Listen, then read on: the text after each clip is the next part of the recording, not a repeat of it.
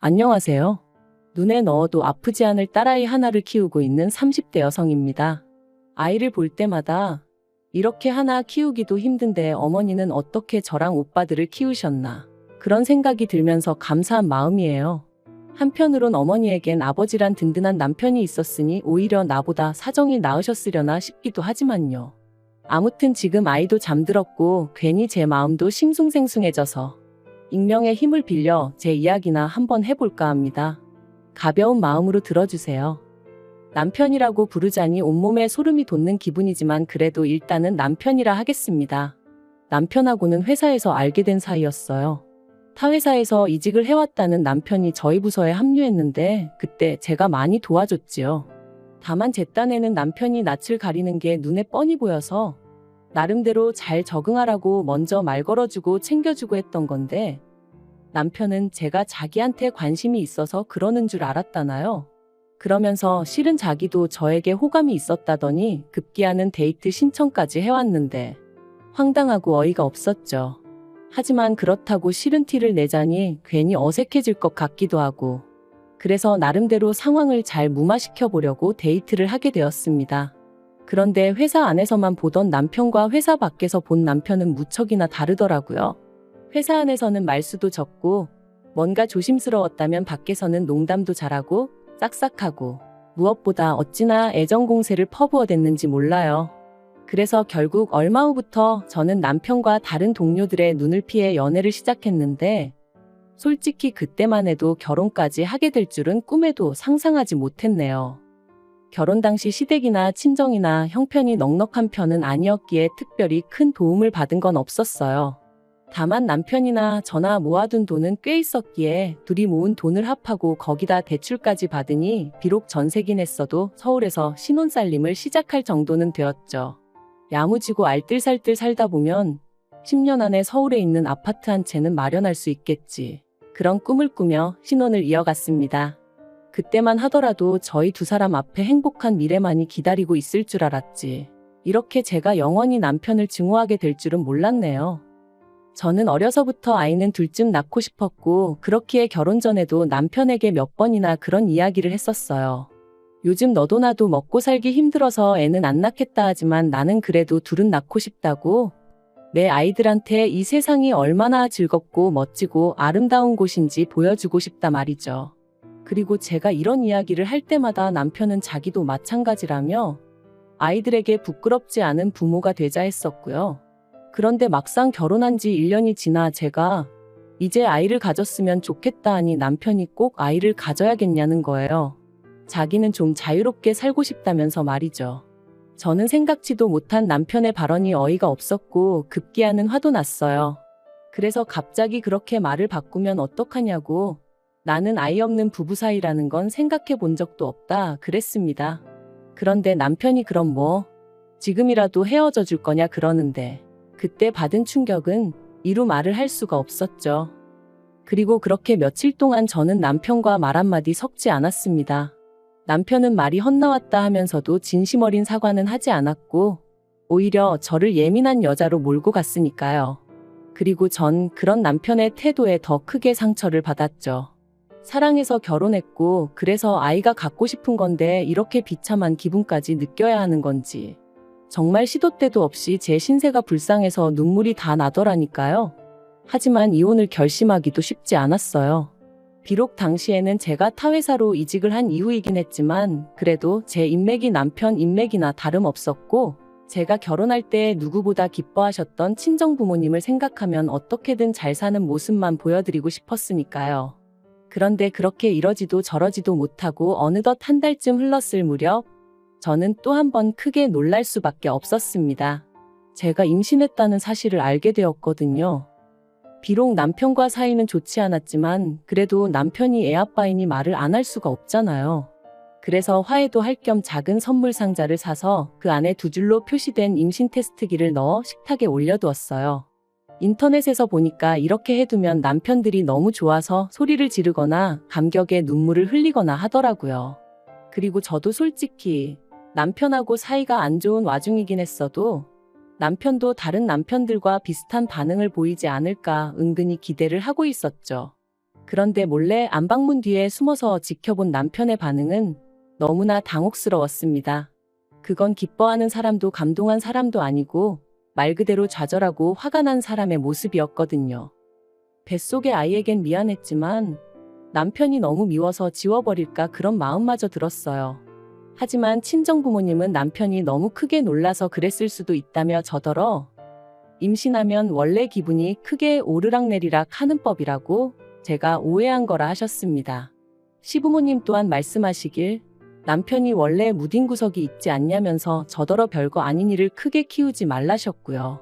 하지만 이후로도 남편이 보인 반응은 제가 알고 있던 태어날 아이를 기다리는 아빠의 모습과는 많이 달랐고 저에게도 하루가 다르게 무심해져만 갔네요. 그러다 하루는 남편이 샤워를 하러 들어갔을 때였습니다.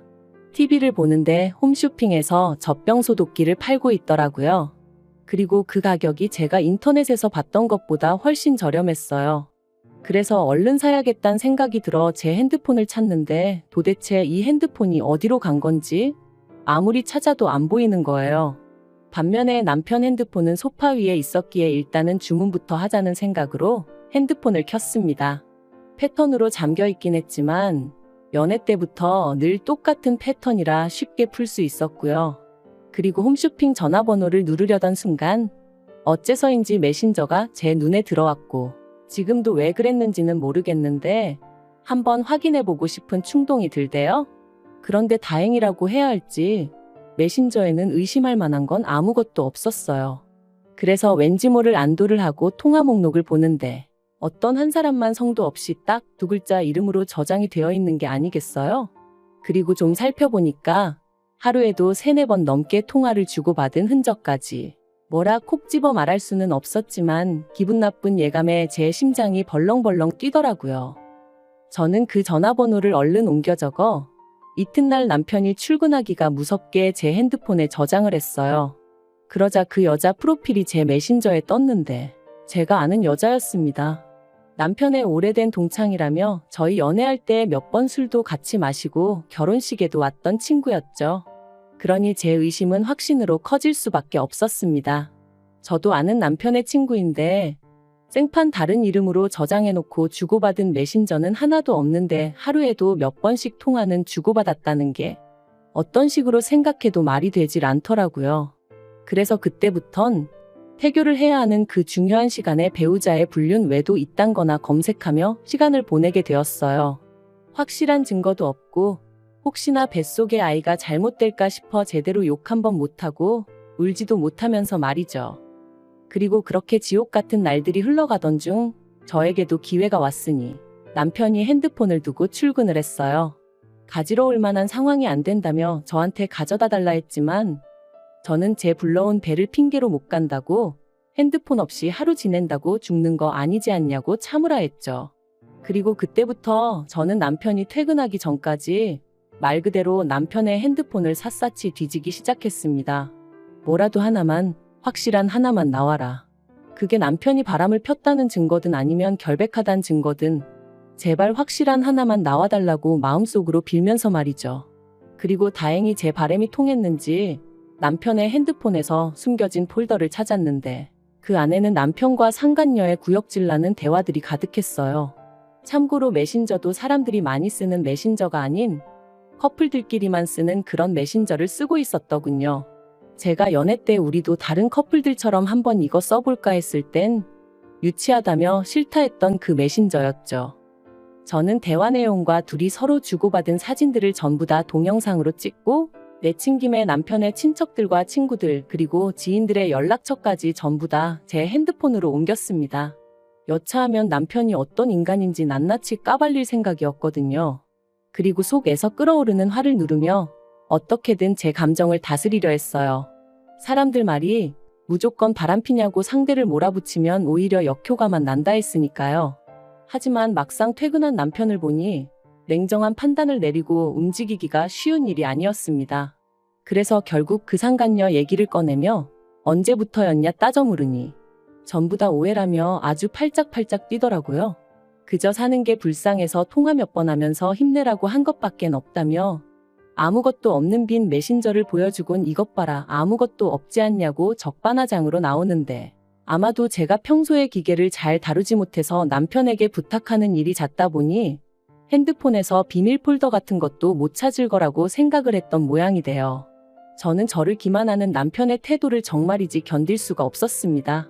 하지만 제가 가진 패를 전부 다 보여줄 순 없었으니 일단은 알겠다고 했죠.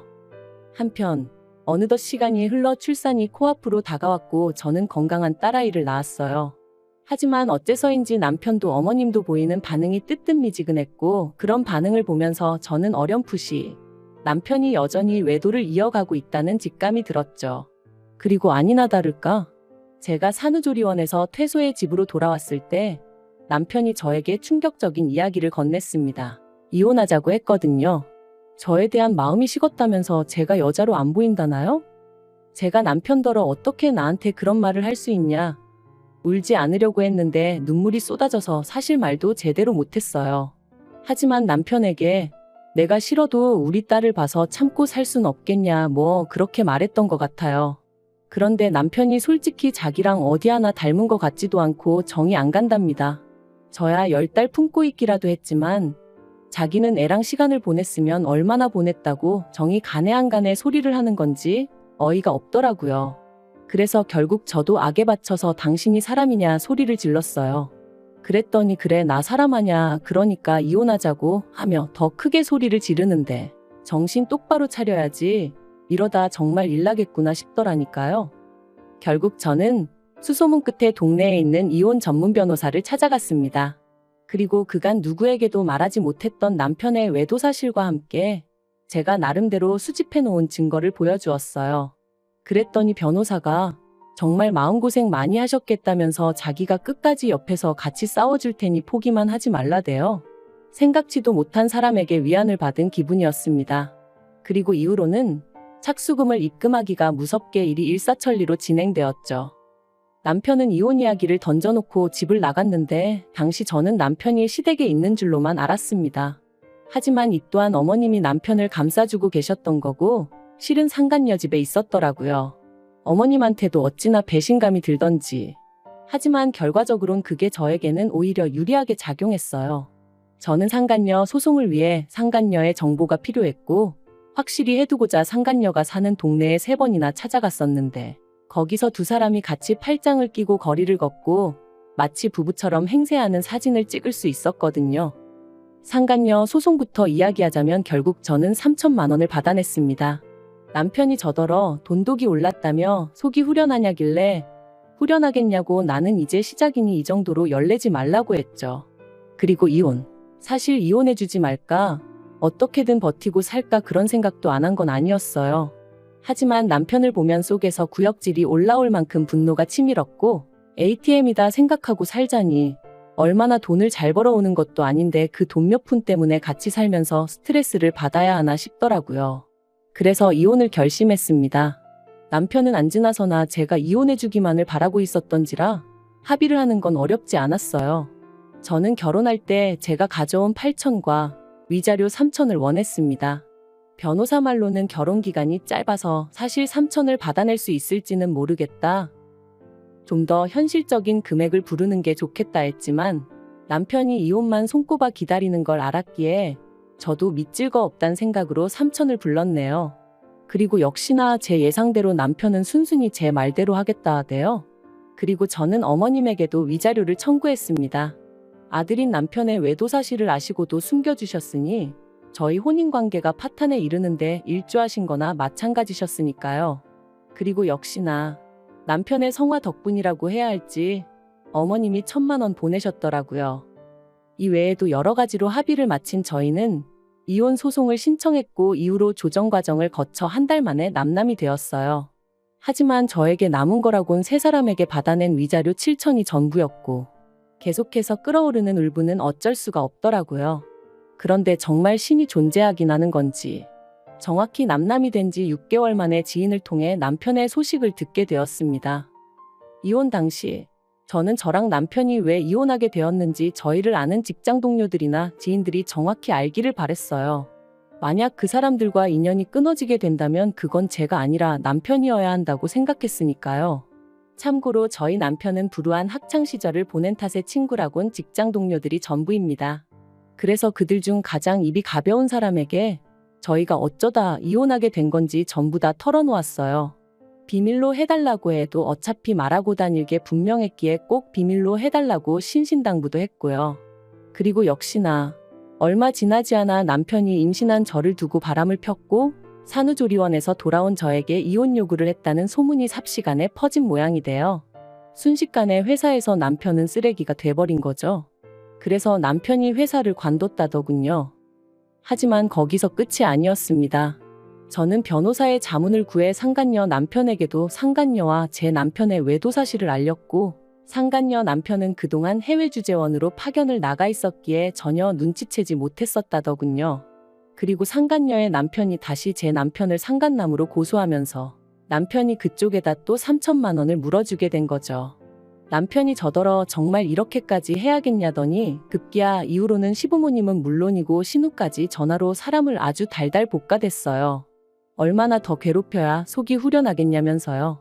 그래서 내 딸이 졸지에 아빠도 없이 크게 되었는데 내 눈에 뵈는 게 있겠냐 했습니다. 앞으로도 내가 할 수 있는 게 있으면 다 할 거니까 그런 줄만 알라면서 말이죠. 그리고 신우더러 아가씨도 상간남 여동생이라고 소문나기 싫으면 내 비위 거스르지 말라니까 그런 명예훼손이니 뭐니 자기도 가만 안 있겠다대요. 그래서 해볼 테면 해보자고 그랬죠. 막말로 제가 더 무서울 게 뭐가 있었겠어요. 그리고 그렇게 이혼한 지 1년이 되던 작년 겨울 어머님이 연락을 해오셨어요. 사실 어머님 전화번호는 아예 삭제를 해버렸던 탓에 실수로 전화를 받게 된 거였죠. 어머님께서 잘 지냈냐 하시더니 하나밖에 없는 손녀 돌도 못 챙겨준 게 내심 마음에 걸리셔서 연락을 하셨답니다. 황당해서 신경 쓰지 않으셔도 된다고 했어요. 그랬더니 그러지 말고 당신 이야기 좀 들어보라 하시더니 너도 이제 자식 낳아 키워보니 알겠지. 부모 입장에선 자식이 무슨 짓을 하든 감싸고 돌 수밖에 없다 그러시는 거예요. 어이가 없어서 자식이 잘못된 길로 빠지면 못 가게 하는 게 부모 역할이지 무조건 오냐오냐 해주는 게 무슨 부모냐 쏘아붙였습니다. 그리고는 그런 이야기 이제 와서 저한테 왜 하시냐 듣고 싶지 않으니 그만하시라니까. 남편이 저랑 이혼하고 폐인이 되었다면서 반성 많이 한 것 같다고 저더러 한 번만 기회를 줄 수 없겠냐는 거예요. 어이가 없어서 기회는 무슨 기회냐고 말도 안 되는 소리 하신다 했습니다. 제가 죽어서 썩어 문드러지더라도 남편을 용서할 일은 없을 거라고요. 그리고 혹시나 저희 딸아이를 핑계로 어머님 아버님 혹은 남편이 제 앞에 나타나는 일은 없게 해달라고 했어요. 이혼할 때 핏줄이고 뭐고 필요 없다 한 게 남편이었으니 저는 애한테 네 아빠 죽었다고 할 거라고 할머니 할아버지도 다 죽고 없다 할 거라고 그런 줄 아시라 했죠. 그랬더니 어머님이 천륜이 네 멋대로 끊어지냐 하시길래 그거 먼저 끊고 도망간 게 어머님 아들인 거 기억 안 나시냐? 조심하셔라 그러다 또 어떤 엑스한테 눈 돌아가서 그땐 어머님하고도 연 끊는다 하고도 남을 작자다 그래버렸네요. 그리고 지금 오늘 이렇게 과거를 다시 곱씹다 보니 누군가 저에게 그러더라고요. 그래도 아이 아빠인데 남자가 순간 한눈 좀 팔 수도 있는 건데 참고 기다리지 그랬냐고요. 비온 뒤에 땅이 더 굳어지는 법이라면서 말이죠. 하지만 그건 자기가 겪어보지 않아서 그래요. 믿음과 신뢰를 저버리고 쾌락만 쫓는 사람이 무슨 애한테 좋은 본보기가 되어주겠어요? 아무튼 오늘로써 다시 한번 과거는 훌을 털어버리고 아이와 저 두 사람의 행복한 앞날을 꿈꾸며 한 걸음 한 걸음 나아가 볼게요.